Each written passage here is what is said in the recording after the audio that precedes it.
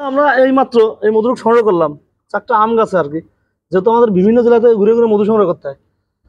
আর চাকের মধুগুলো মূলত এরকম চাকে হয়ে থাকে সিজনাল সময়। আমরা যখন সিজন চলে যায় আসলে মধুগুলো কালেক্ট করে রাখি, রেখে আমরা টপজাত বোতলজাত করে রাখি।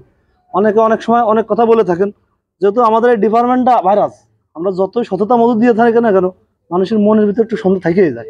তাই পুরোপুরি প্রচেষ্টা আপনাকে সবসময় দেখাইতে চাই। আমরা এইভাবে চেপে নিই। আলহামদুলিল্লাহ খোরশেদানির পক্ষ থেকে যে কোনো ফুলের মধু আমি নিজে কালেক্ট করি।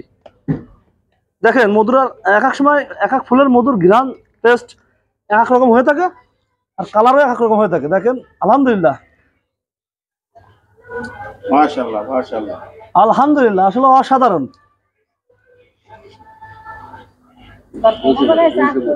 এইভাবে মধুগুলো আমরা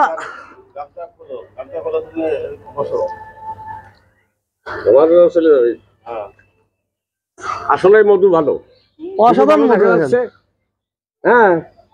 এই মধুরা ওটা হলো আমরা মেশিনের সাহায্যে ভেঙে থাকি, আসলে ওটা চাক হয় না। আর এটা চাকের ডায়াগ্রাম চাক সহ তারপর চিপে নিতে হয়। কেউ চাইলে চাক সহ দিই, কেউ চাইলে সাথে থেকে দাঁড়িয়ে থাকলে মধু সংগ্রহ করে দিই। আসলে যেহেতু মধুর এক এক ক্যাটাগরির মধুর দাম এবং ঘ্রাণ এবং স্বাদ টেস্ট এক এক রকম হয়ে থাকে। দেখি আলহামদুলিল্লাহ একটি চাক। আবার অনেকে বলে থাকেন যে আমাদের মধুর দামটা এত কেন ভাই, আসলে আমাদের যেহেতু আমরা তো নিজেরা তো বিসমিল্লাহ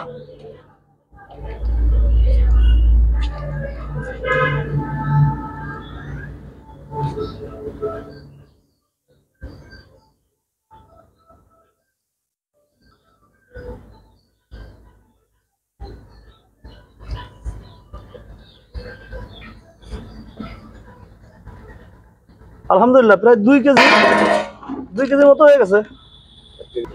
কোনো কোনো চাকে আমরা 8 কেজি 10 কেজি পেয়ে থাকি।